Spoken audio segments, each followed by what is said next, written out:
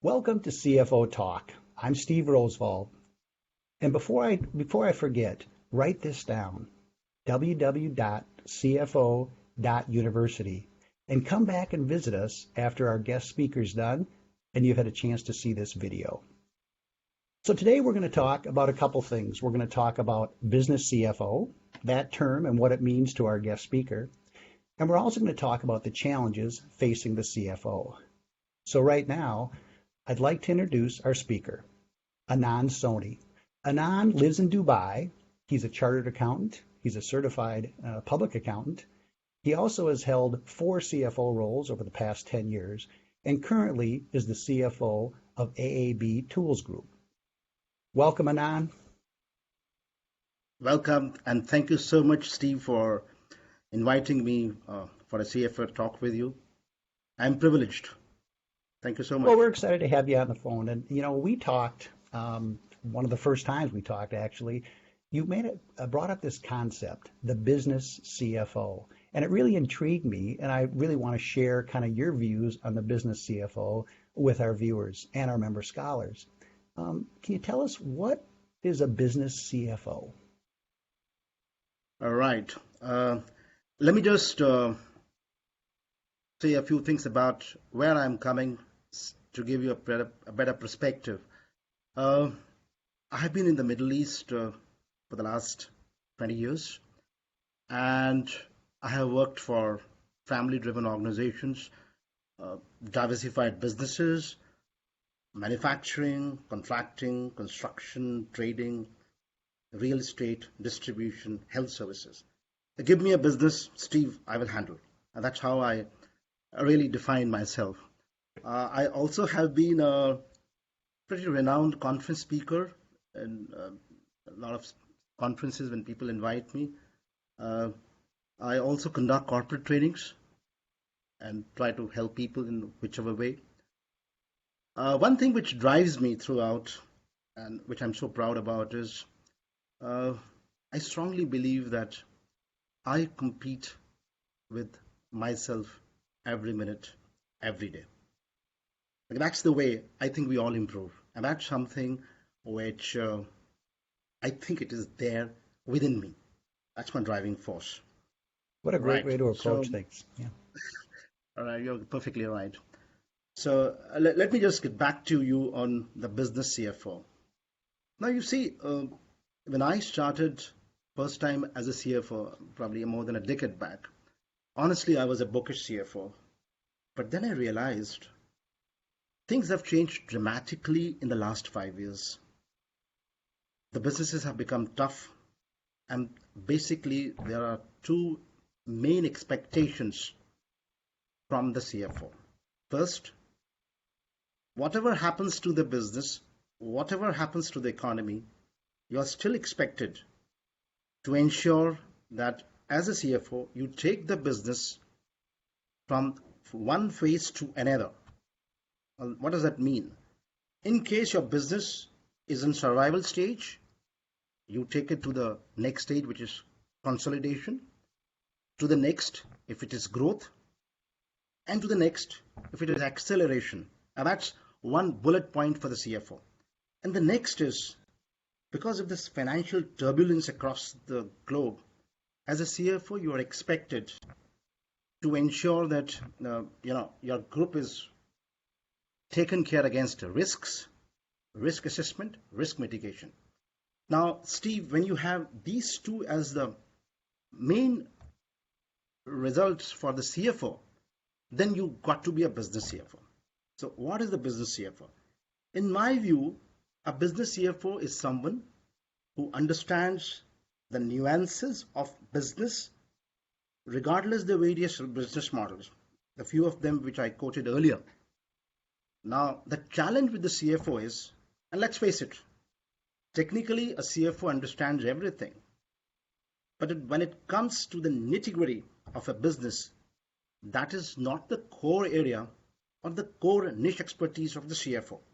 So you see, the challenge now is a business CFO is expected to meet those 2 broad preamble, and to meet those points, He is supposed to get into the business, which is not his core expertise. And that is where I find most of the CFOs struggling. So that is the concept of business CFO.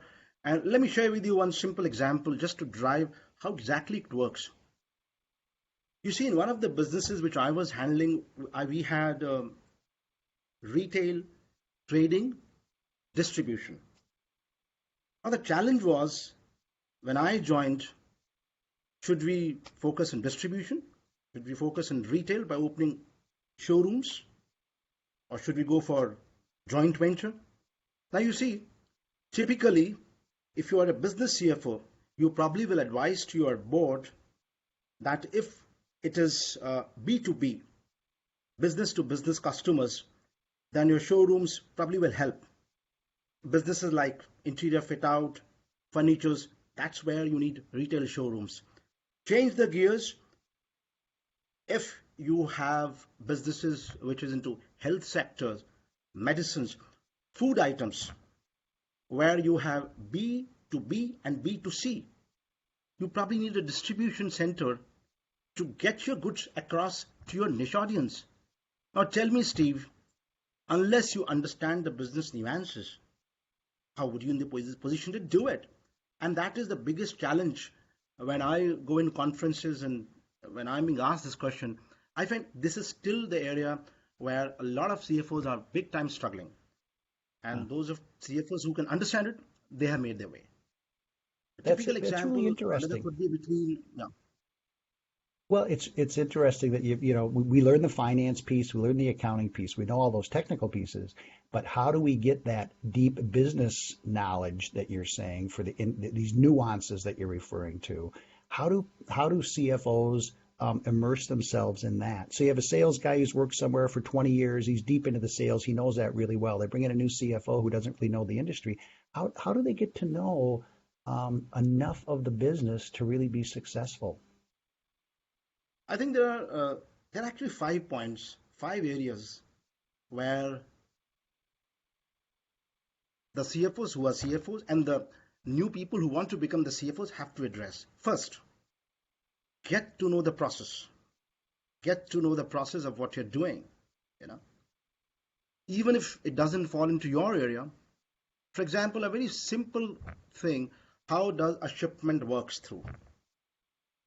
Now, that may not typically come under your domain, but if you know how the shipment takes place from start to end, and you master that process, it helps you. You get more into the business. That's one. Two, do you have the willingness to go and into the details? For example, in one of my companies, we had the manufacturing base. The business was new to me. But I took pains to go to the shop floor and understand how the manufacturing process works. Now, the hardcore technical aspects of the product building, I left out. But I did make efforts to understand how the process goes to have the end product. So again, over a span of time, if you have the willingness to go, understand the process. Same way, if you're handling a construction business, go to the site, see what's happening to the projects, understand, talk to the people. That's second. Third is, there's always an element of cost and time and the investment. Now, what we should not be doing is, in our endeavor to understand about the businesses, we should not focus our core 2 objectives, which I started with. We need to ensure the businesses go from the first phase to the second phase to the third phase. And we need to ensure that we are mitigating the risks, risk assessment. So that's where the fine line is. You understand what is required. You deal with the various people, whether they are into sales, whether they are into projects, whether they are into production or external stakeholders, and try to learn as much as possible from them. So this will give you a good understanding of knowledge and for you to take a decision. For example, in one of the businesses we were discussing the pricing aspects. The revenues were under severe stress. Probably if there was a bookish CFO, he would have given you the numbers by a presentation and would have said, look, what can I do? This is what my segment A is giving, this is what my segment B is giving. But hold on, that is not we expect from a business CFO. Now, when the same thing was put to me, I asked my CEO, look, why don't you get into a new area, and I'll give you different pricing. I will give you something known as a minimum variable pricing model, so that you can probably take a hit at the margins and get an entry into a new area. So hold on, you get two benefits. One, your revenue increases. Two, you still keep your head above the water. And the most important, you are getting into a new territory. Now, probably I could give that solution as a business CFO because I knew how and what of the businesses. Now, this is the way I understand you can pick it up, but it needs persuasion, it needs patience, and it needs persistence to get to that. That's what a great definition. I mean, I really like the way you went down that list. And when it comes to bringing tools, so the confidence, number one, the confidence to suggest a new product and say, and to show how that could look. You've had to build up a good reputation, good relationships with those executives you're working with. So, when they want to listen to you. So if you say that and you don't have that respect, you're kind of talking into a well, right? If you can say that and people say, yeah, Anand, let's try that. How do you build up the relationships where people have enough respect for you to really listen to the finance guy when they're bringing those business decisions to the table? Well, that's a very, very tricky but very interesting and a challenging question, which I will answer. This is something which I'm asked every time. What and how you manage people, how do you convince them and bring the people on the table to get through what you believe in? And one thing I need to accept, the role at times is pretty thankless as a CFO because you have many people. At one hand, you have the board, the ownership, who have their vision. Then you have internal stakeholders, and then you have an external stakeholders. Managing all these things is definitely a task, a challenge. Now, how do we do this? Couple of things. First, as I said, definitely have a listening mind because you understand the business as a business CFO. So if there is a different perspective which is coming from the different people in your group or with the board, definitely hear them out. Because I have seen most of the time, before you say no to any of the suggestion coming from somewhere else, you should listen and convey that yes, you have heard them. So even if there's a difference of view, what I do is I sincerely make all the attempts to understand the different views of the shareholders, the board members, and the other stakeholders. But that necessarily doesn't mean that I give up my thought process or what I believe in. But yes, if I've heard them, and if I believe that I need to change, I do change. That's one part of the actions I take when I deal with the various people, as you said, how to bring them together. That's one thing I do. The next is, once I've heard them, I still don't give up on my views. So then the second step which I do is to go back to my ownership, my board members, the other stakeholders, and give them with facts, figures, logic, and the business sense, which adds value in the business. Now, this is very, very critical because a bookish CFO will probably tell you, look, the costs are increasing. But probably a business CFO will mention that I think this cost you need to do it, or you can do a value engineering at the cost of sales level, and he will probably suggest you many strategies. I did it in one of my organizations when we brought down significant cost, not by giving the profit and loss account, but by specifically hinting the various actions and convince the stakeholders. So this is what I am doing to convince the various stakeholders. Yeah.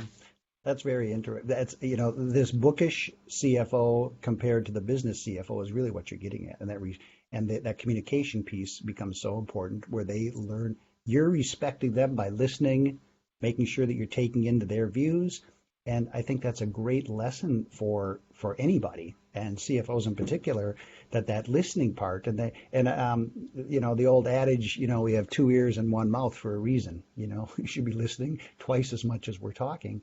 And I think that's kind of how you develop that relationship, and that gives you the power then to bring your ideas forward. So and I've kind of gone a little off script, but I think you've kind of taken me away from some of my other questions related to the business CFO. You've really kind of taken, of course, I was going to ask some questions about, is this for young people? Who else should, but clearly it really is a direction that any finance leader should be kind of moving towards, is understanding that business, bringing their ideas across, and being able to work with the executive team and the board with their ideas as well as the ideas from those others. So I think it's the concept, it makes tremendous sense, and I think it's definitely the way to go. And I particularly like this bookish versus business CFO that you're bringing up. That's a really good way to look at it.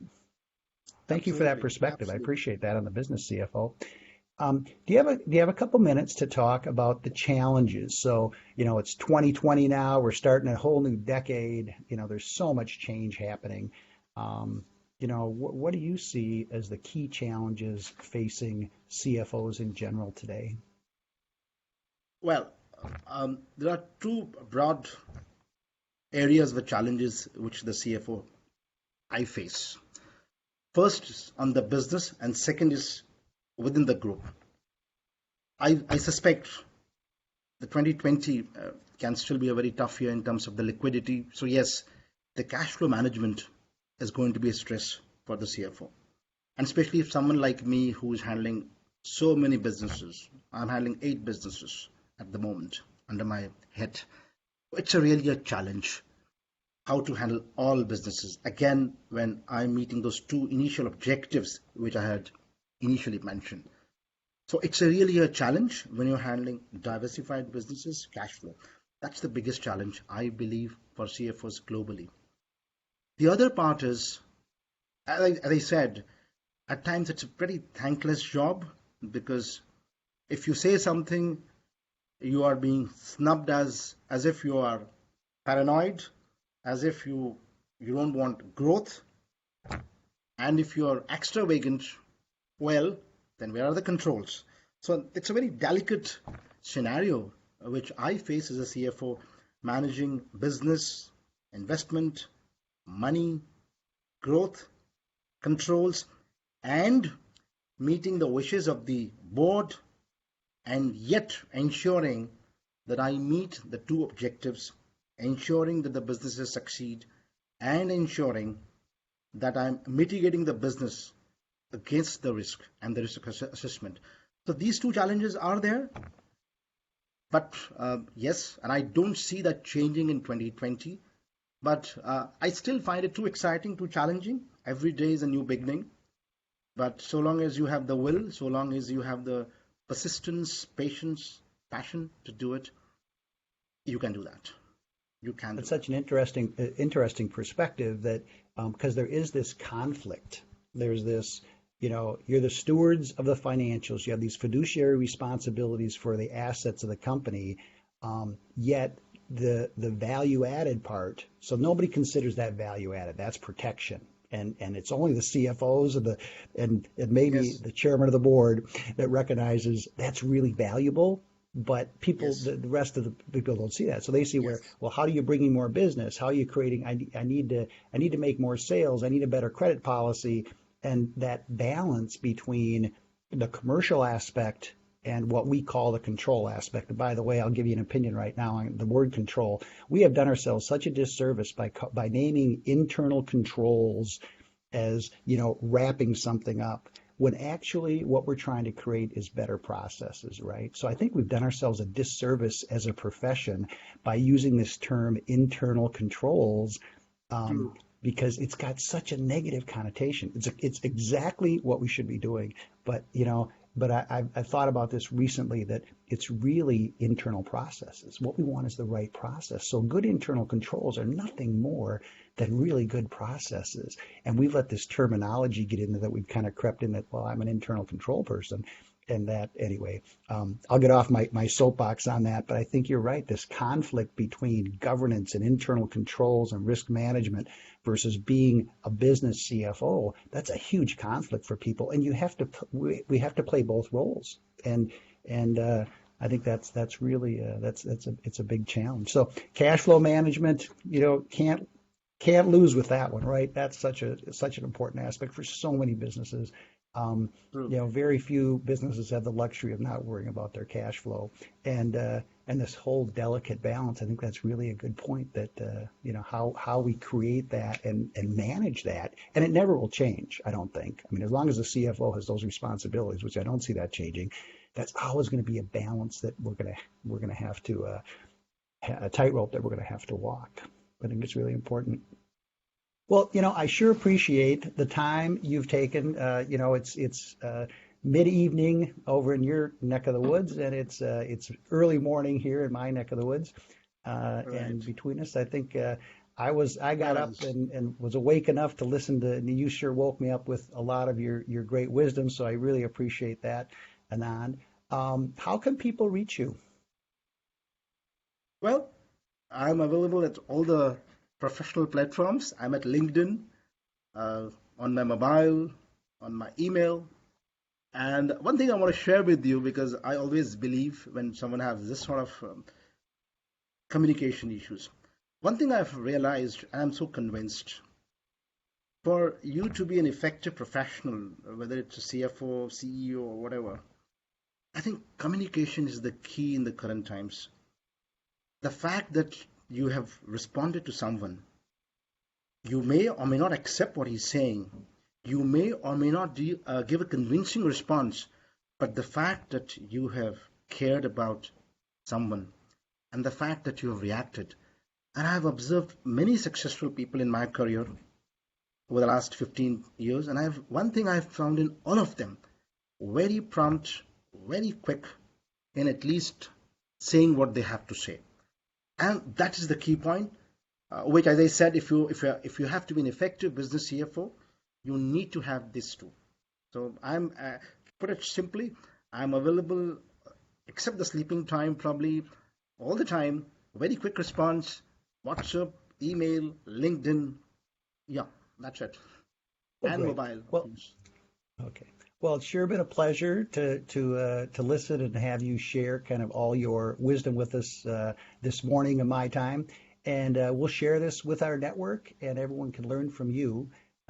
This is CFO Talk. I'm Steve Rosvold, founder of CFO.university, and really want to thank Anand Soni for spending time with us today and sharing his views on the business CFO. Have a great day. Thank you so much, Steve, for your time. Appreciate it, and giving me an opportunity to share my practical experience with you. Thanks again. You bet. Thank you so much.